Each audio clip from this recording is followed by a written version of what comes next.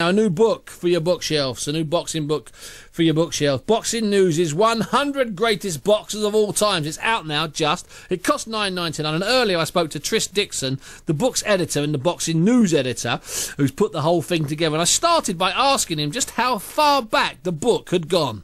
We're looking at the gloved era. The gloved era, okay. Yeah, so I mean it's jammed packed, full of our archive shots. We've got some classic shots in there, and we're going back to the likes of Bob Fitzsimmons and around that time. Now, it's on general release, but people have been able to get it from the Boxing News website, and I've already seen one or two warriors online criticising you for having someone at 11 and not at 6, and someone at 37 and not at 32. I guess that's the whole point of it, isn't it? Yeah, of course. I mean, there are a couple of strands to this. I mean, one is it was done to cause debate, although not to get people frothing at the mouth or anything like that. Of course not. But we wanted to cause debate and create debate, although we haven't gone out of our way to upset people. But the other thing is, I mean, we're all fight fans here. We all love boxing, and we're all really interested in it. We're all really interested by all eras of fighters, and so it's something that we thought we'd do, that we'd enjoy putting together, and we'd enjoy digging through the old archives, and we hope that, you know, in doing that, that people will enjoy the journey that we went on trying to put it together. And I know it would be a journey. Tris, and I don't want you to give away anyone any number, that's because I want people to go out and play their $9.99 to be put. No, that's the truth. Yeah. But what was hardest, in your opinion, cutting all the fighters in history down to 100, or cutting them down to 10, or cutting them down to 3? Which was the hardest of those 3 jobs? Probably the 100. Yeah. 100. I'd say there's about 30 or 40 on a list of guys who didn't get in. Who, you know, I've seen online. There's some people who are sort of saying that, you know, oh, you left so and so out, and I mean, you just can't fit them all in. And where some people have been left out, the margins are so small. Sure. A lot of it's down to taste. I mean, the beauty of this is there's no right or wrong. You know, it's so subjective. It's kind of like scoring a fight. You know, yeah. There's no real right or wrong. It's just everyone's got their own opinions, and some people's opinions are really, really strong, and some people's aren't. I mean, my personal opinions about certain placements of people are stronger than others. But you know, there was my team of 6 here in the office, and we had Bob, me, and George Delaney all chip in, and we worked out the list. I mean, we started with 100, and then I sent out the email to everyone, and then it chopped and changed, came back a couple of times. There were a few talking points, real discussions where so-and-so shouldn't be above so-and-so, and where we had to rejig the list. It probably took about 5... Well, the team and I probably sat down and spoke about it 5 or 6 times, and then in terms of emails, there were probably about another 5 or 6 further emails that went out to include Bob and George on top of the preliminary discussions that we had.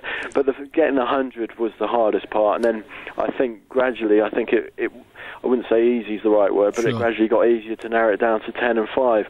I mean, one thing I will say is people might or might not agree with the order, but generally, where people already have sent in their own lists, of the sort of top 50 where people have sent in their top 50s, really there's about 30 or 40 similar names there. From your top 40, from your top 50, yeah. Yeah, exactly. So, I mean, you know, while people might not like the order, you know, there's a lot of agreement in there as well at the same time. So, and I mean, so, you know, like I said, it's all down to opinion. It's fascinating to see, you know, people sort of arguing their case and arguing the corner for different fighters.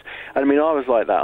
I tried to get in fighters that didn't make the list, and George was the same, and everyone wanted people in that ultimately haven't made the list. Now, it's right what you say about other people's lists. I did something on Box Nation on Monday, the top 5 East End fighters in the last 40 years, and I had about 2 or 3 dozen emails and tweets, and basically it was the same 5 all the time, just in different order.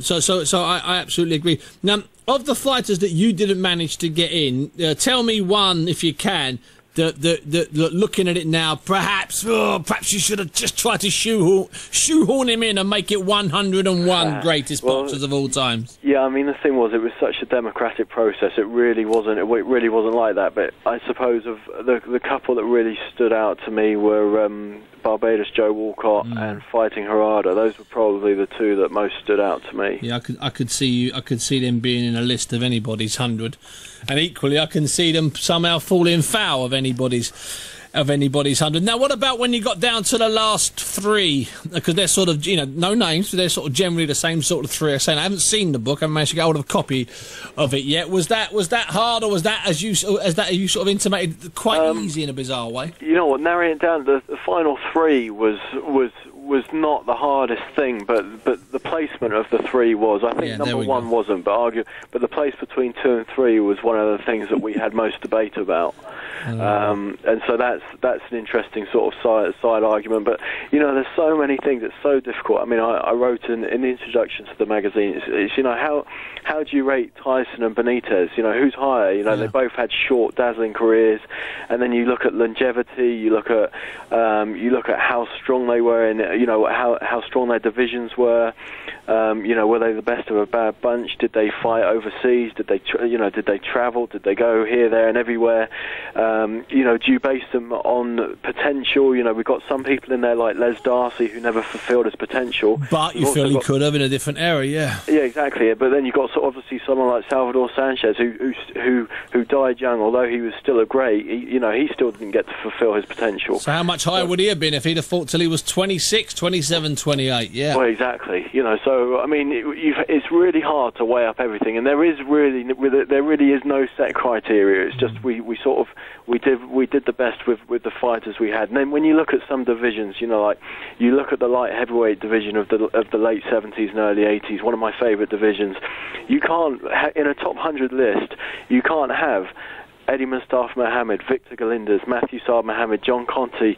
You can't put them all in, or else you've got 10 in the list from the same era of the same division. Of course, I would argue you can, but then that's all the point of it. Let me ask you this, without giving away any names: is there anybody in there that never turned pro?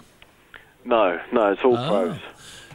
Was that part of your rules? Yeah, it was pro fighters. Yeah, I mean, maybe amateur ones for another day, and another debate. Shoot, well, I would struggle without a Dick McTaggart in there.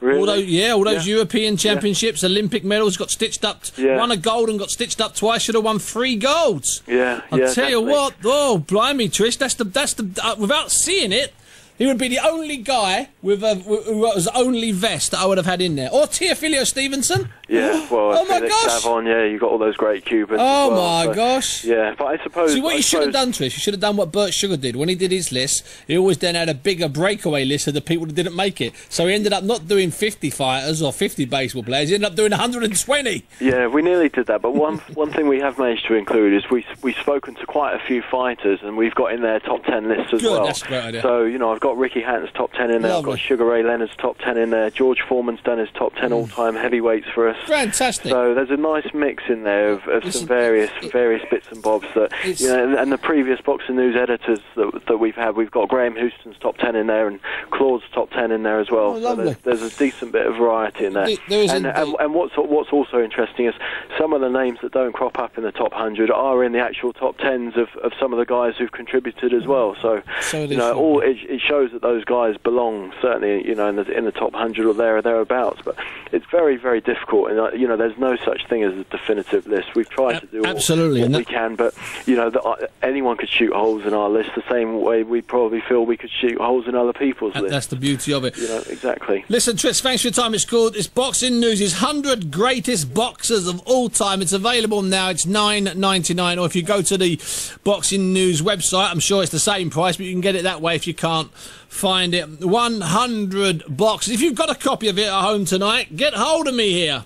0207 224 2000 and let me know, or you can tweet me at Big Daddy Bunce if you're listening to this later on, and let me know what you think. Not at the top 100, not at the top 10, but give me the overall. Tris, thanks for your time. No worries. Thanks for having me, Steve.